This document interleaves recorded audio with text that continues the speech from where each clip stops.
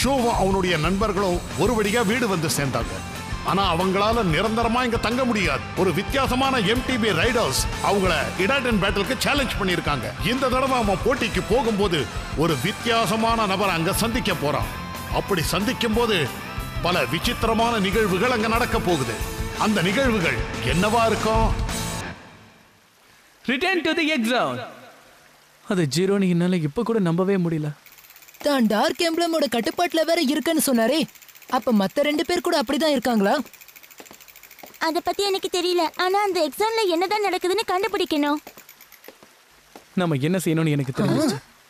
நாம இப்ப உடனே எக்ஸாமுக்கு போய் அங்க நிலைமை இப்ப எப்படி இருக்குன்னு நாம தெரிஞ்சுக்கணும். அதுவும் இல்லாம மிஸ் யூகே என்ன சொல்ல வந்தாங்கங்கிறதையும் நான் தெரிஞ்சுக்கணும்.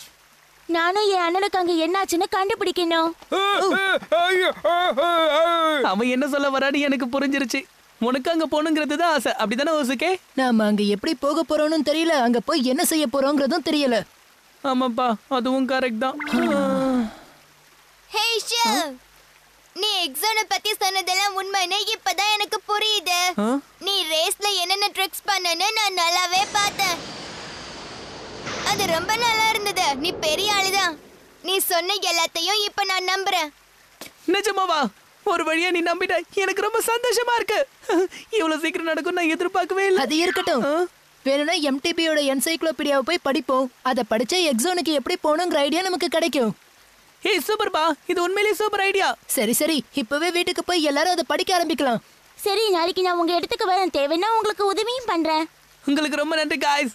இந்த டைம்ல போறதுக்கு வேற ஏதாவது வழி இருக்கான்னு நான் கண்டுபிடிக்க பாக்குறேன். நான் வந்துட்டேன். வந்துட்டியா? ஆமா, கராஜ்ல நீ என்ன பண்ணிட்டு இருக்க? என் ஃப்ரெண்ட் கிட்ட இருந்து வாங்கின MTBயை க்ளீன் பண்ணிட்டு இருக்கேன். ஏன்னா நான் இதை அவனுக்கு திருப்பி கொடுக்கணும்ல. இந்த வயசுல MTB ஓட்டக்கூடாதுன்னு உன்கிட்ட நான் சொன்னேன்ல. ஆமா, ஏன் கேக்குற? உனக்கு ஒரு தடவை சொன்னா புரியாதா? நீ இதை ஓட்டக்கூடாது. ஏன் ஓட்டக்கூடாது? ஏனா நேத்து நீ ஓட்டும் போது உனக்கு என்ன ஆச்சுன்னு கொஞ்சம் யோசிச்சு பாரு. கொஞ்சம் மிஸ் ஆயிருந்தா இந்நேரம் உன்னை பாத்துருக்கவே முடியாது. அத சொல்றியா? எனக்கெல்லாம் ஒண்ணும் ஆகாது. அந்த மாதிரி மறுபடியும் பண்ண மாட்டேன். நான் நிச்சயமா சொல்றேன். நான் தான் சொல்றேன்ல, எனக்கு ஒண்ணும் ஆகாது. திரும்பவும் நீ பிரச்சனையில மாட்டிக்க நான் விரும்ப மாட்டேன். ஆனா அவரு எதுக்காக என்னுடைய பிளாட்டினம் எம்ப்ளமா வாங்க வந்தாருன்னு தான் இப்பவும் எனக்கு குழப்பமாவே இருக்கு. என்னதான் யோசிச்சு பார்த்தாலும் இதுக்கான பதிலே கிடைக்க மாட்டேங்குது. ஷோ வர வர பெரிய ஆள் மாதிரியே நடந்துக்கிறான். முன்னாடி எல்லாம் இவன் இந்த அளவுக்கு யோசிக்கவே மாட்டான். ஒருவேளை எக்ஸாம் போயிட்டு வந்ததுனால ரொம்ப மெச்சூர்ட் ஆயிட்டானா? ஆச்சரியமா இருக்கு. ஒருவேளை நானும் இவனை மாதிரி இருந்தா எப்படி இருக்கும்? மக்கள் இங்க இருந்து எக்ஸாமுக்கு போயிட்டு வராங்கன்னா அப்போ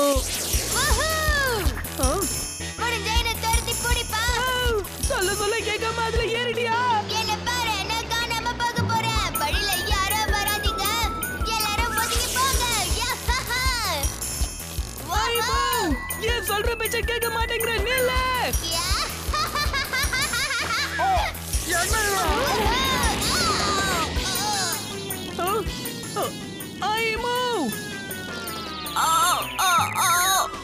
என்ன மன்னிச்சிடு. உன்கிட்ட எத்தனை தடவை சொல்றது? நீ இந்த MTBயை ஓட்டினாலே வேற ஆள் மாதிரி மாறிடுற. இந்த மாதிரி பண்ணனா உனக்கு கண்டிப்பா அடிதான் படும், புரியுதா? சாரி, எனக்கு அப்படி ஆகாதுன்னு நினைச்சேன். ஆனா ஆயிடுச்சு. ஹலோ மிஸ்டர் ஹேமாட்டோ. நேத்து நீ இடாட்டன் பேட்டல்ல கலந்துகிட்டேன்னு கேள்விப்பட்டேன். அதுவும் டீம் ஷார்க் 2ஓட. அப்படி எதுவும் நடக்கலன்னு மட்டும் சொல்லிடாத. நீங்க எல்லாரும் ஃபுல் ஸ்பீட்ல போனதை நாங்க 4 பேர் பார்த்தோம் தம்பி. அதனால தான் இவ்வளவு உறுதியா நான் கேட்கறேன். அப்ப நாங்க குளிச்சுக்கிட்டு இருந்தோம். நீங்க போனது எங்களுக்கு மின்னல் மாதிரி இருந்துச்சு. உங்க எதிரி கூட வேகமா வண்டி ஓட்டுறவர் தான். அங்க போறது ஃப்ளேம் கேசர் தானே? இதெல்லாம் உண்மையா? வாயை திறந்து சொல்லு. அது உண்மைதான். ஏன்னா அவங்க எல்லாம் எக்ஸாம்ல இருந்து வந்தவங்க அப்படின்னு அவங்களே தான் சொன்னாங்க. அவங்க எப்படி இங்க வந்தாங்க? திரும்ப எப்படி இங்க இருந்து அவங்க போனாங்க? அதை பத்திலாம் எனக்கு தெரியாது டைகர். ஆனா ரேஸ் முடிஞ்சதுக்கு அப்புறம் அவங்க காத்தோட காத்தா பறந்து போயிட்டாங்க.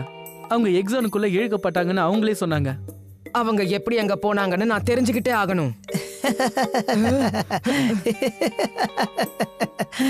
நாம இங்க வந்து மாட்டிக்கிட்டோம்னு நினைச்சேன். எக்ஸாம்ல இருந்து இங்க மக்கள் வந்துட்டு போறாங்கன்னா நம்மளாலயும் இங்க இருந்து அங்க போக முடியும்னு தானே அர்த்தம். நிச்சயமா முடியும். கேபபு, உன் தோல்வி நீ இன்னும் கூட ஒத்துக்கலையா? அது எப்படி என்னால ஒத்துக்க முடியும்? ஒரு நாளும் ஒத்துக்க முடியாது. நான் எக்ஸோனுக்கு திரும்பி போயே ஆகணும். ஏன்னா நான் இழந்த அதிகாரம் எனக்கு திரும்பவும் வேணும். நேத்து உன் கூட ரேஸ்ல கலந்துகிட்டவங்கள பத்தி என்கிட்ட சொல்லு. ஒரு விஷயத்த கூட மறைக்காம முழுசா சொல்லு. உன்கிட்ட பேசி நேரத்தை வீணாக்க நான் விரும்பல. நம்ம போலாமா ஐமோ?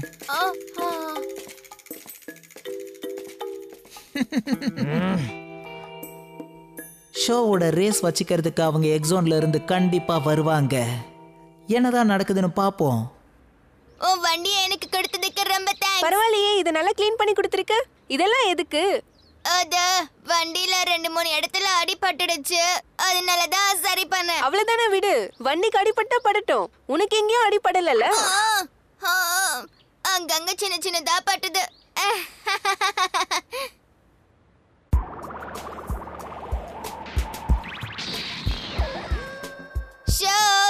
ஷோ உன்னதான் கூப்பிடுறேன்.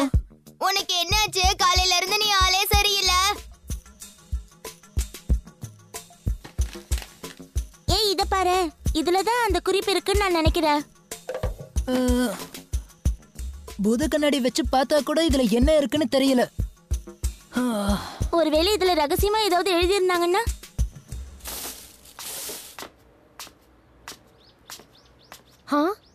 ஷோவோட பைக் வெளியே போயிடுச்சா?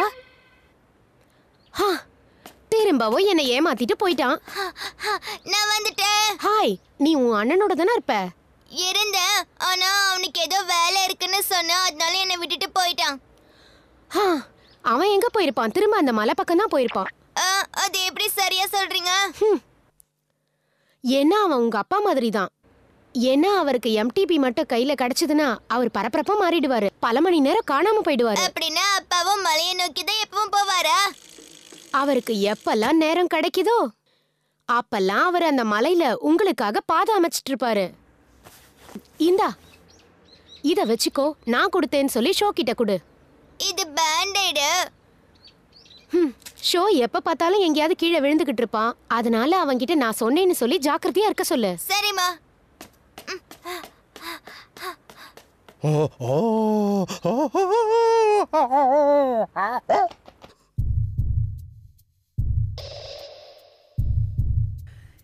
இந்த இடத்துல இருந்து தான் நம்ம ஆரம்பிச்சோம். முதல்ல ஓட்டினா மாதிரி நம்ம ஓட்டினா ஒருவேளை அங்கே திரும்பி போகிறதுக்கு வாய்ப்பு இருக்கு. ஆல்ரைட், போலாம்.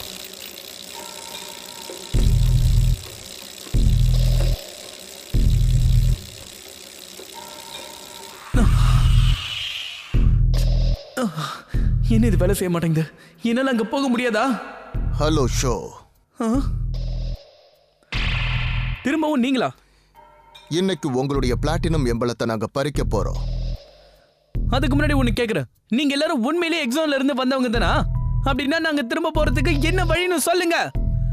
அங்க என்ன நடக்குதுன்னு எனக்கு தெரியணும். இதுக்கெல்லாம் பதில் தேவைன்னா ஹிடாட்டன் பாட்டில என்ன நீ தோக்கடிச்சு ஆகணும். சரி, நான் ஒத்துக்கிறேன். ரேஸ் நாம எப்ப வச்சுக்கலாம் சொல்லுங்க. இந்த பேட்டில் எல்லாம் ஒரு சாதாரணமான டெஸ்ட் தான். இது மூலமா நீ யாருங்கிறத தெரிஞ்சுக்கிட்டோம். இன்னைக்கு ரேஸ் ரொம்ப கஷ்டமா இருக்க போகுது. நான் அதை சந்தோஷமா ஏத்துக்கிறேன். நினைச்ச மாதிரி ஷோ இங்க தான் இருக்கான்.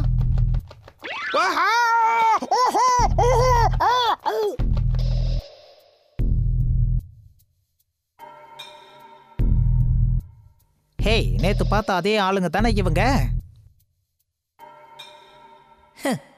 வர வர இது ரொம்ப சுவாரஸ்யமா போய்கிட்டு இருக்கே. ஷோ, நீ சொன்ன டிரைவர் லான்ச்சர் இதுதானா? இதேதான். சரியா சொல்லுனா இது நம்மள கிட்டத்தட்ட 100 கிலோமீட்டர் வேகத்துல பறக்க வைக்கும். அற்புதமான விஷயம். இன்னொரு ஹிடாட்டன் பேட்டிலுக்கு இவங்க தயாராகிற மாதிரி தெரியுதே. அப்படின்னா எல்லாரும் உட்காந்து இந்த காட்சியை ரசிக்கலாம்ல? இந்த காபு எங்க போனா? எனக்கு தெரியாது. அவன் இங்க தானே இருந்தான். இப்படி செய்யறது அவங்கிட்ட எனக்கு பிடிக்க மாட்டேங்குது. Hi Yosuke. Hi Sho. Hey guys, எப்படி இருக்கீங்க? நேத்து பார்த்தமே அவங்க தானே இவங்க? ஆமா, அவங்க சொன்ன இன்னொரு சவாலை நான் ஏத்துக்கிட்டேன். என்ன திரும்பவும் ரேஸா? ஆமா, வேற வழியே இல்ல. இதுல ஜெயிச்சு அவங்க யாரு, அவங்களுக்கு என்ன தேவைங்கறத நான் தெரிஞ்சுக்க போறேன். மலைக்கு கீழே இருக்கிற அந்த ஸ்டோரேஜ் பாயிண்டோட நீங்க ரேஸ முடிக்கணும். இந்த இடத்துல நான் எங்க அப்பாவோட இருந்த பழைய ஞாபகங்கள் தான் வருது. கண்டிப்பா சொல்றேன், நான் இதுல தோக்க மாட்டேன். நானும் வந்துட்டேன். அந்த காபு வந்துட்டான். அது அங்க கீழே இருக்கான். இப்ப நடக்க போறது என்ன தெரியுமா? இந்த இடாட்டன் பேட்டில் ரேஸ்ல நானும் கலந்துக்க போறேன். ஏய், நீ எதுக்கு இங்க வந்த? இது என்னுடைய ரேஸ் தெரியல. என் வழியில வராத ஒழுங்கா போயிடு. ஏன்னா நான் இதுக்காக போகணும்? ஏன்னா எக்ஸோனுக்கு போக வேண்டிய ஆளு நீ இல்ல, நான் தான். தெரியுமா? நான் தான் முதல்ல போவேன். நீ இதுல குறுக்கிட கூடாது, புரிஞ்சுக்க. என்னால போக முடியாது. அவங்க எது வேணாலும் பண்ணட்டும், நாம ஆரம்பிக்கலாம். சரி, நமக்கு வேண்டியது பிளாட்டினம் எம்பளம் தான், வேற எதுவும் இல்ல. இவன் கூடலாம் என்னால நேரத்தை வீணடிக்க முடியாது. என்ன பத்தி என்ன சொன்ன? என்கிட்ட நீ கொஞ்சம் ஜாக்கிரதையா இரு. நான் யாருன்னு உனக்கு தெரியாது. முடிஞ்சா என் கூட மோதி பாரு. நான் இப்ப ரொம்ப வெறியோடவும் ஆர்வத்தோடவும் இருக்கேன். என்னோட உண்மையான பவரை நிரூபிக்க போறேன். உங்களால என்ன ஜெயிக்க முடியாது.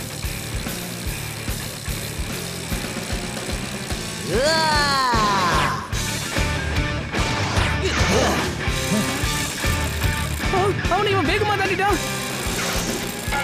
நீ நல்லா தான் ஓட்டுற, ஆனா உன்னால என்ன ஜெயிக்க முடியாது. அது யார் ஓட்டுறாங்கன்னு தெரியல, ஆனா நல்லா ஓட்டுறாங்க. ஆமா, கேபு மாதிரி அவரும் ஒரு பெரிய ரைடர் தான். இந்த வேகம் போதுமா? இதை விட உன்னால வேகம் ஓட்ட முடியாது. இதோ இப்ப பாரு, அந்த இம்பாக்டை இவன் செய்ய போறான். இதுதான் பிளடி இம்பாக்ட்.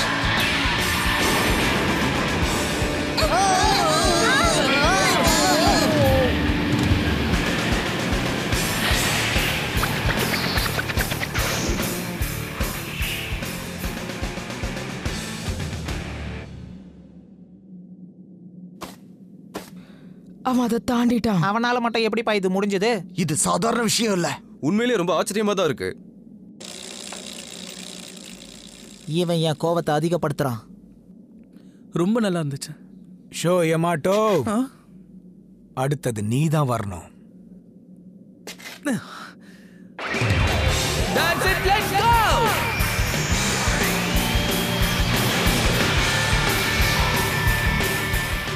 பாருக்கு தயாரா இரு ஃப்ளேம் கைசர். நாம இதுல ஜெயிப்போங்கிற நம்பிக்கை எனக்குள்ள இருக்கு. அதை எப்படியாவது நீ தான் உண்மையாக்கி காட்டணும். இடாட்டன் கோ. அங்க பாத்தியா, அவன் தான் முதல்ல போறான். ஏன்னா அவன் என் அண்ணன். வெற்றியோட திரும்பி வா ஷோ. நான் கண்ணு மூடிட்டு கூட இந்த வழியில போவேன். சின்ன வயசுல இருந்து எனக்கு இந்த வழி நல்லாவே தெரியும்.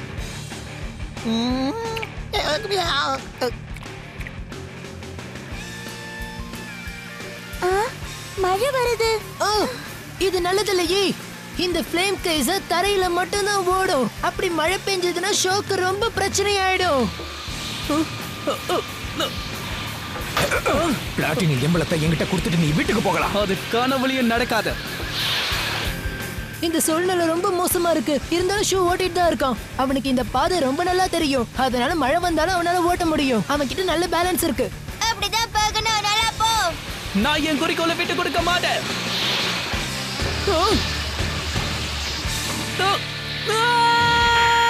என்னது? என்ன இப்படி ஆயிடுச்சு? நான் இப்ப ரொம்ப பின்னாடி இருக்கேன். எப்படியாவது அவனை நான் பிடிச்சே ஆகணும்.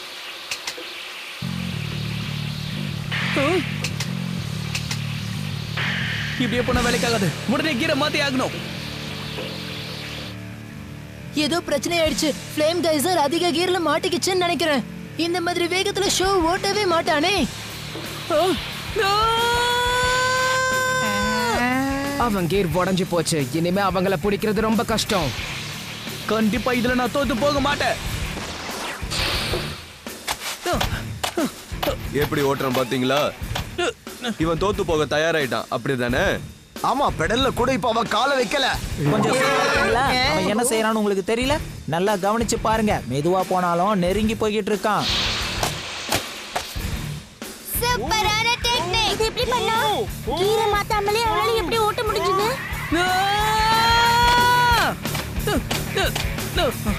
எனக்கு புரிஞ்சிருச்சு. அவன் பிரேக்க பயன்படுத்தவே இல்ல. குதிச்சு குதிச்சு வண்டியோட வேகத்தை கூட்டிட்டு இருக்கான். இந்த நேரத்துல அவனால இதான் முடியும். என்ன அதிசயம், இவன் இவ்வளவு அற்புதமா வண்டி ஓட்டுறான். இந்த குழந்தைத்தனமான ட்ரிக் எல்லாம் என்கிட்ட செல்லாது. ஓகே டாட், உங்களுடைய சக்தி எனக்கு இப்போ வேணும்.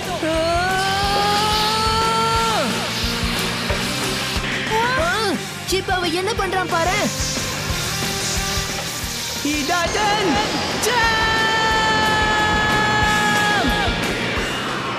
அவன் தன்னைத்தானே சுத்திக்கிறான். அதனால அவனோட வேகமும் அதிகமாகுது.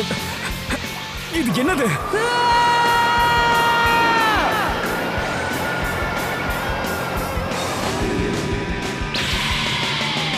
நம்ம ஜெயிச்சிட்டான். ஓ, இவன் எப்படி ஜெயிச்சான்? ஆச்சரியமா இருக்கு. உண்மையிலே இது ரொம்ப சூப்பரா இருந்தது.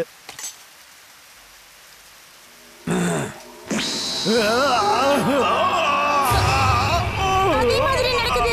நேத்து நடந்த மாதிரி இன்னைக்கு நடக்குது. இவர் எனக்கு தெரியும். நீங்க எக்ஸானுடைய கேப்டன் தானே? ஆனா ஷோ கூட நீங்க எதுக்காக பந்தயம் வச்சுக்கிட்டீங்க? நான் சொல்றது கேளு ஷோ. ஹேய், இப்போவே எக்ஸோனுக்கு உன் கூட என்ன கூட்டிட்டு போயிடு. சும்மா இரு கேபு, நிலைமை தெரியாம பேசிட்டு இருக்காத. நீ வாய மூடு. விட்டு ஷோ, உன் உதவி எங்களுக்கு அவசரமா தேவைப்படுது.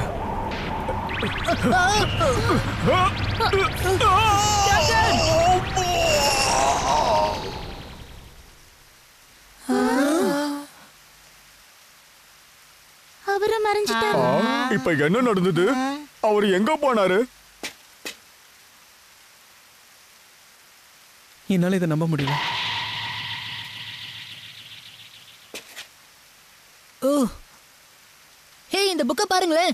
மழை துளி பட்டவொன்னே அதுல இருக்கிறதெல்லாம் நல்லா தெளிவா தெரியுது. கண்ணுக்கு தெரியாத ஒரு இங்க வச்சு யாரோ இதுல வரைஞ்சிருக்காங்க.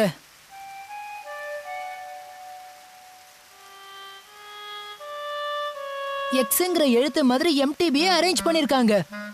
அப்படின்னா நம்மளோட பைக்கையும் எக்ஸ் மாதிரியே அரேஞ்ச் பண்ணணுமா? ஒருவேளை அப்படி பண்ணாதான் எக்ஸோன் போக முடியுமோ? இங்க பாருங்க, இங்க இடேட்டன் போட்டிருக்கு. அப்படின்னா இடேட்டன் பைக்ஸ் தான் நம்ம யூஸ் பண்ணணுமோ? அது முடியாதே, நம்ம கிட்ட ஒண்ணு குறைவா இருக்கே. நமக்கு 4 பைக் வேணும். 4 பைக் இல்லாம எக்ஸ் என்ற எழுத்தை எப்படி ஃபார்ம் பண்ண முடியும்? ஆமா, நம்ம கிட்ட 3 தான் இருக்குல்ல. நம்ம கிட்ட இருக்கிறது ஃப்ளேம் கைசர், மக்கோட்டோட நெப்டியூன், கேபுவோட ஃபேங், அவ்வளவுதான். எக்ஸோனுக்கு போறதுக்கு நம்ம எப்படியோ வழியை கண்டுபிடிச்சாச்சு. இருந்தாலும் போக முடியலையே.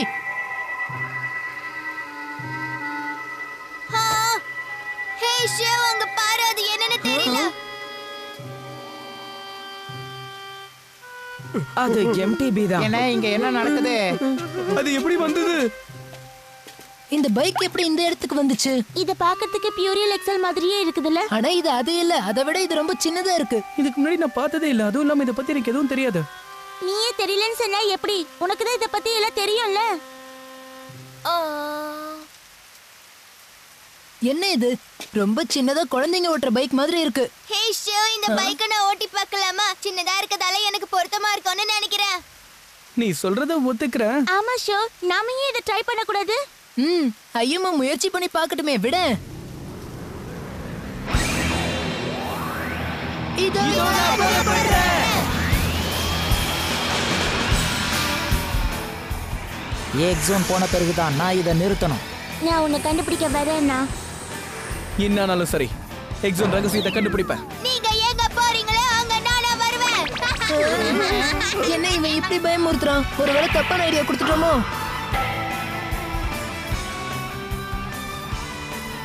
வாங்க ஆரம்பிக்கலாம்.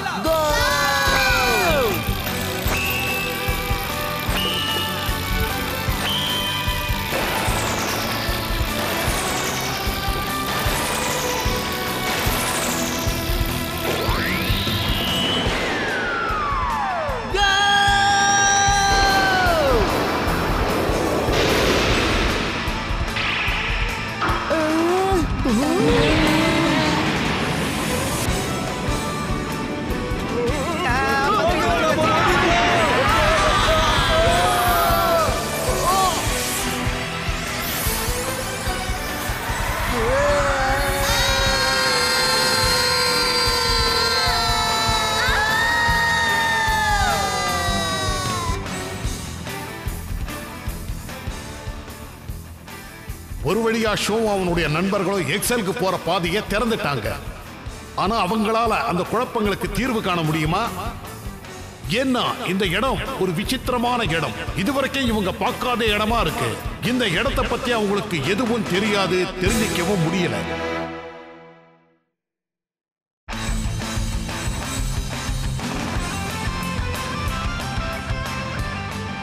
இதுதான் நெப்டியூன். இது தண்ணீர்ல ஓடக்கூடியது. அது மட்டும் இல்லாம தண்ணீருக்குள்ளேயே இது ஓடும். இதுல கோல்ட் எம்ப்ளம் பதிக்கப்பட்டிருக்கு. இதோட சிறப்பம்சம் என்னன்னு கேட்டீங்கன்னா வீல் பேஸ் 1.6, இதோட வெயிட் 16.1 கிலோகிராம், இதோட டாப் ஸ்பீட் 80.1 கிலோமீட்டர், இதோட எபிலிட்டி 7, டியூரபிலிட்டி 10, ட்ராக்ஷன் 10, ஆக்சிலரேஷன் 7, அப்புறம் ஜெனரல் பர்பஸ் அதுவும் 7 தான். நாலு இடாட்டன் பைக்ஸ் எக்ஸ் என்ற வடிவத்தில் உருவாகும் போது ஷோவும் அவனுடைய நண்பர்களும் எக்ஸோனுடைய கதவுகளை திறந்தாங்க. அது ஒரு அமைதியான இடமா இருக்கும்னு ஷோ எதிர்பார்த்தான். ஆனா உண்மை அதுக்கு நேர்மாறாக இருந்தது. எக்ஸோன் பெரிய ஆபத்துகளால நிறைஞ்சிருந்தது. அவங்க முதல்ல அங்க பார்த்தது கோவையை தான். அவனும் பார்க்க பயங்கரமா தான் இருந்தான். இங்க அப்படி என்னதான் நடந்தது? இடாட்டன் ஜெம்பிள் அடுத்து வருவது. அப்பா உயிரோட தான் இருக்காரு. அடுத்து என்ன நடக்க போகுது? இம்பீரியல் டைகரா?